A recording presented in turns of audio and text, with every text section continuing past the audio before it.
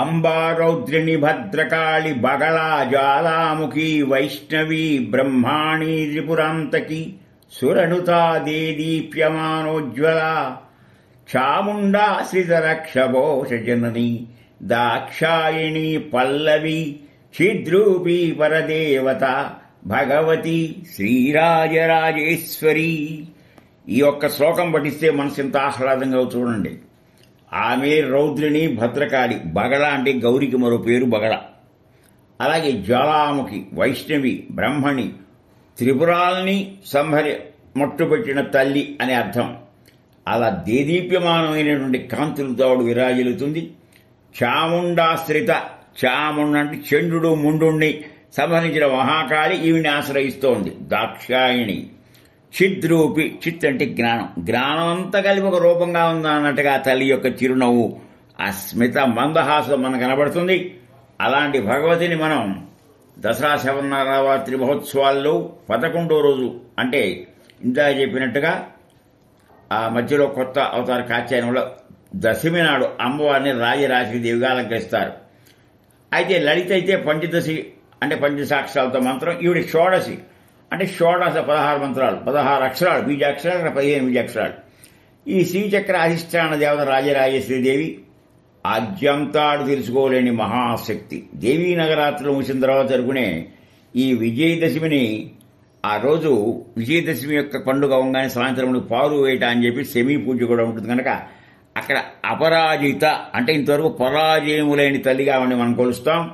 మహిమోపేతమైన శ్రీచక్ర అధిష్టాన దేవత లలితాదేవే ఈ రాజేశ్వరి. ఆవిడికి ఈవిడికి తేడా లేదు.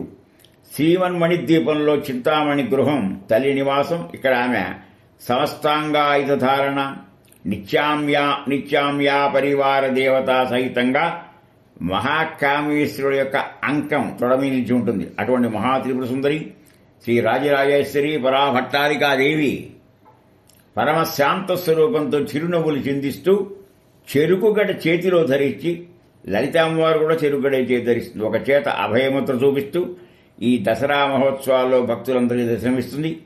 అపజయమెరుగని తల్లి ఎప్పుడో విజయాన్ని పొంది కాబట్టి ఆమెని అపరాజిత అంటారు. ఈ దశమి తిథికి విజయదశమి. ఈ విజయదశమి నాడు ఏ కార్యక్రమం ప్రారంభించినా విజయం. ఈ విజయాన్ని మనం మనసారా ధ్యానిస్తే అసలు అపజయమే ఉండదు. భక్తితో ధ్యానించాలి, అప్పుడు సర్వ కార్యాల్లో మనం జయ పొందుతాం. ఈవిడికి బంగారు రంగు అయిన చీర కట్టాలి. ఇకపోతే లడ్డు, తీపి పదార్థం, మనం ఏదన్నా మొత్తం కార్యక్రమం అయ్యాక తీపి పంచుకుంటాం కదండి, ఆ రకంగా శ్రేష్టమైన లడ్డు, మిగతా ఇతరత్రా కూడా మనం ఏర్పాటు చేసుకోవచ్చు. ఇకపోతే నవరాత్రులు ముగిచాయి. మనకి ఇందులో వేటికవే ముఖ్యమైనవి.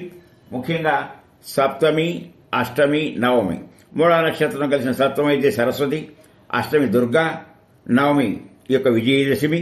ఇవన్నీ తర్వాత చివరికి వచ్చేది విజయదశమి అనే దాన్ని మనం చెప్పుకున్నాం గనక ఇప్పుడు ఈ విజయదశమి రోజున దసరా అంటే కూడా చెప్పుకున్నాం, దుర్దశహర, దశపాపహర అని కూడా చెప్పుకున్నాం. కనుక ఎక్కడికైనా ప్రయాణం చేసి వీలు లేకపోతే మనం వెళ్ళకూడదు ఏ ప్రదేశానికి ఆ రోజు.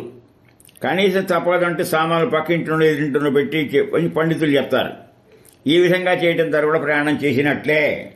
ఆశ్వీజ శుద్ధ దశమి విజయదశమి అంటారు. ఆ రోజు ముఖ్యమైనటువంటి విషయం సెమీ చెట్టుకి దసరాకెంతో సంబంధం ఉంది.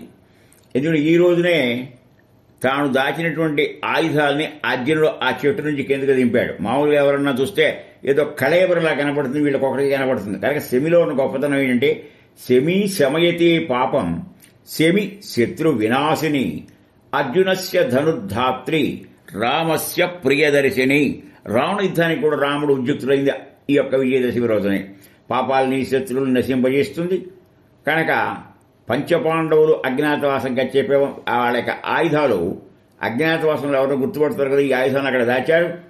విజయదశమి రోజున సెమి ఆకుతో దేవిని పూజిస్తారు. చేసి ఏమవుతున్నాయా అంటే అమంగళానాం శమనీం శమనీం దుష్కృతస్య చ దుస్వప్రనాశినీం ధనాం ప్రపజ్యేహం శమీం శుభాం అని అంటూ శమీ వృక్షాన్ని పూజిస్తూ పూజ చివరిలో ఖచ్చితంగా ఈ మంత్రం చెప్పుకోవాలి. దీనివల్ల గతంలో లబ్ధి పొందిన వాళ్ళ పేర్లను కూడా మనం స్మరించాలి. శమీ శమయతే పాపం శమీ లోహితకంటక ధరిత్యర్జనబాణానాం రామస్య ప్రియవాదిని కరిష్యమాణా యాత్రాయం యథాకాలం సుఖమయా తత్ర నిర్విఘ్న కర్తృత్వం భవ శ్రీరామ పూజిత. ఈ శమీ చెట్టుకి ఎర్రని ముళ్ళుంటాయి. అందువల్ల ఇలాంటి చెట్టుకి గుర్తుపట్టని ముళ్ళు గల చెట్టు మన పాపాన్ని నశిస్తుంది. అర్జునుడు దివ్యాస్త్రాలు దాచింది. రావణుడిపై విజయార్థం చేసిన రాముని పూజించి వెళ్ళాడు. కానీ ఏ పని చేసినా సుఖం వస్తుంది. మనం అశ్విని నక్షత్రం ఆశ్వీజ మాసంలో కలిస్తే పౌర్ణమి చెప్పుకున్నాం. ఇప్పుడు శ్రవణ నక్షత్రం దశమి తీసి కలిసిన రోజునే విజయదశమిగా చెయ్యాలి అని ఒక నియమం. కనుక అజ్ఞాతవాసంలో శమి వృక్షంపై అర్జునుడు ఆ వృక్షంపై ఉన్న ఆయుధాన్ని దింపి ఉత్తర గ్రహణంలో విజయుడయ్యాడు. కనుక నవరాత్రుల్లో మనం దుర్గాదేవిని భక్తి శ్రద్ధలతో పూజిస్తూ అనేక సమస్యలు అనేక దురిత నివారిణి దుర్గా అన్నారు. ఎలాంటి కష్టాలైనా సరే. కనుక మన శ్వాసకి సంబంధించినంత వరకు మన గుండె చప్పుడు ఎలా ఉండాలంటే ఓం దుమ్ దుర్గాయై నమః. ఈ దుర్గాయై నమః అనే మంత్రం అన్ని రాసుల వాళ్ళు అందరూ చేసుకోదగ్గ మహావిషయం. కనుక ఈ పాండవులంతా కూడా దేవీ శాస్త్రాన్ని ఈ యొక్క స్తోత్రాలు చదివారని పురాణాల్లో చెప్పబడింది. రాముడు కూడా పూజ చేశాడు. అందువల్ల ఒక్కొక్క పండగ ఒక్కొక్క రోజున ఒక్కొక్క విశేషాలతో కూడింది.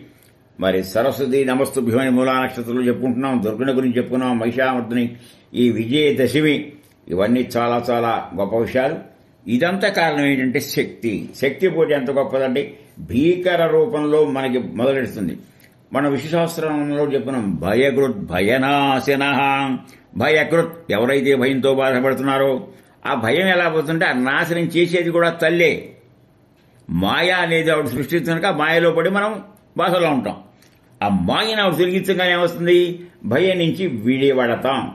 కనుక మనం ఆమె దేశంలో 51 శక్తిపీఠాల్లో కాశ్మీర్ నుంచి కన్యాకుమారి వరకు, అటు కలకత్తా, ఇటు కరవీరపురం అంటే కొల్హాపురం, ఇటు దక్షిణాదిన కంచి, మరి ఎక్కడ పడితే అక్కడ భవానీ అంటూ మహారాష్ట్రలో, ఆంధ్రాలో, కర్ణాటకలో, కేరళలో ఎక్కడ పడితే ఇక్కడ శక్తి పూజలు జరుగుతాయి. కాలాన్ని సద్వినియోగం చేసుకోవటం మనం చేయాల్సినటువంటి మన కర్తవ్యం. ఒక మాటలో గతంలో చెప్పింది మళ్ళా రిపీట్ చేసి సమయజ్ఞుడికి సమర్పించుటయే సరి అయిన యజ్ఞం అని దృష్టిలో పెట్టుకోవాలి. జీవితాన్ని చరితార్థం చేసుకోవాలి. హరి ఓం తత్సత్.